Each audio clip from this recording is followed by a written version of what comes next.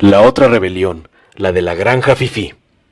El ascenso al poder de López Obrador y su convocatoria, primero los pobres, evitó, a mi juicio, el riesgo inmediato que representa la rabia acumulada de vastos sectores que se sentían marginados por el modelo político y económico seguido por los gobiernos anteriores. Más allá del impacto de las políticas públicas que hoy intentan beneficiar a los que menos tienen, la mera esperanza que ofrece la presencia en Palacio Nacional de alguien que habla en nombre suyo, o el hecho de que consideren que el presidente les representa en su disputa contra las élites, ofrece cauces pacíficos, a lo que podría haber sido una irrupción violenta en demanda de cambios. Sin embargo, comenzamos a ver evidencias de que el México más próspero y las élites afectadas por AMLO están decididos a dar la batalla. Se neutralizó la posibilidad de un estallido social, pero eso podría haber dado paso a una eventual resistencia a rebelión de las clases medias y altas con resultados impredecibles. La toma de grandes presas por agricultores de Chihuahua, que puede provocar una crisis entre México y Estados Unidos, la ocupación por tiempo indefinido de la CNDH por activistas y padres de las víctimas, el pequeño cisma en la CONAGO de 10 gobernadores de oposición consolidados en bloque, las manifestaciones domingueras de inconformes que protestan subidos en su carro, son acciones distintas y obedecen a su propia lógica, pero en conjunto revelan el brote de una resistencia creciente al gobierno de la 4T, o al menos eso quieren aparentar. A grosso modo, se trata de la disputa de dos Méxicos, a pesar de que entre ambos exista una enorme banda de grises y matices. Durante 4 décadas, los gobiernos neoliberales inaugurados por Carlos Salinas de 1988 a 1994 impulsaron una transferencia neta de recursos a favor de los sectores superiores, que son minoría, y en detrimento de los grupos más desamparados, que son mayoría. Desde luego, no era esa la intención, o al menos eso se decía en el discurso. Se suponía que la modernización y la vinculación al mercado global generaría un crecimiento poderoso capaz de hacer prosperar a México en su conjunto. Pero el capitalismo librado a sí mismo no favorece precisamente la igualdad, y mucho menos el capitalismo mexicano cargado de privilegios, restricciones a la competencia real y corrupción en beneficio de los poderosos. López Obrador mismo lo expresó categóricamente.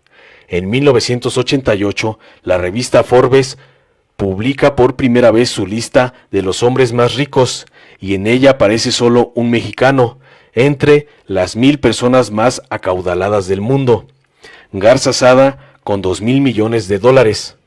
En 1994, cuando concluye el periodo de Salinas, 6 años después, aparecen en la lista de Forbes 22 multimillonarios mexicanos con $48,000 millones en conjunto.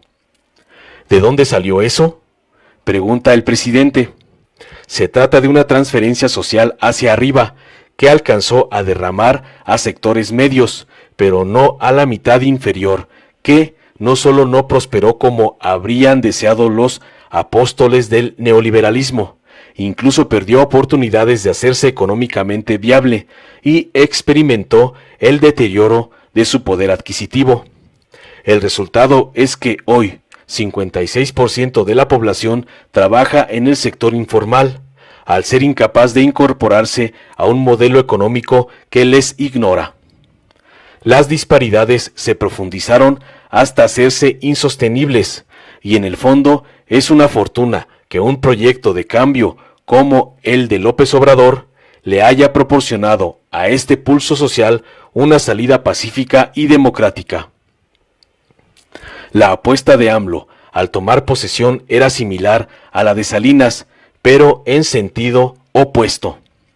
Confiaba en que su propuesta beneficiaría a los pobres y por extensión a todo el país. Un mejor reparto entre las mayorías expandiría el consumo masivo y activaría a la economía en su conjunto. Pero el descalabro mayúsculo que representa la pandemia ha cancelado esta posibilidad por lo pronto. México necesitará la mayor parte del sexenio para recuperar los niveles de 2018, cuando AMLO tomó posesión. Si desea mejorar la distribución, tendrá que incurrir en juegos de suma cero. Lo que ganan unos, lo pierden otros, ante la ausencia de crecimiento. En la práctica, un achicamiento. Cobijar a los grupos más desprotegidos supone descobijar a otros, y justamente es de lo que se están quejando los sectores afectados. Nos espera, en consecuencia, una crispación mayor. La propia retórica polarizante del presidente profundiza esta confrontación. Por fortuna, el rechazo de estos sectores a las propuestas de la 4T tiene también un encauce político. Las elecciones intermedias del próximo verano se han convertido en el objetivo inmediato de las fuerzas de oposición y en general de los inconformes.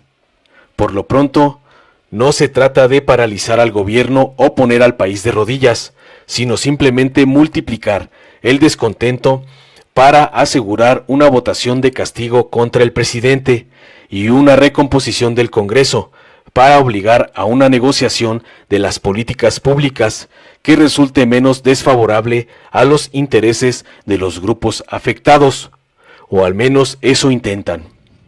El éxito de esta reacción está por verse. Quiero insistir en que mientras la oposición política y económica no se haga cargo de las reivindicaciones de las mayorías, lo único que pueden aportar son reclamos que tendrán eco en sectores acotados o minoritarios. Alcanzará para quitarle posiciones puntuales a Morena en determinados bastiones, o al menos eso esperan. Pero en tanto no exista una propuesta viable, honesta y legítima de parte del PRI, el PAN, la llamada sociedad civil y los empresarios frente al tema de la desigualdad, la pobreza, la corrupción y la inseguridad, difícilmente le quitarán la hegemonía a AMLO de cara a los sectores populares.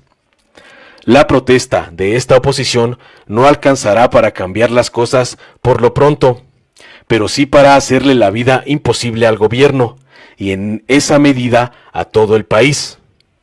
Nos espera un largo desgaste camino a las elecciones del próximo año.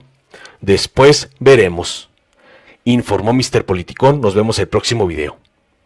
Si te gustó, dale like, compártelo, suscríbete y activa la campanita para recibir las notificaciones de nuestro canal.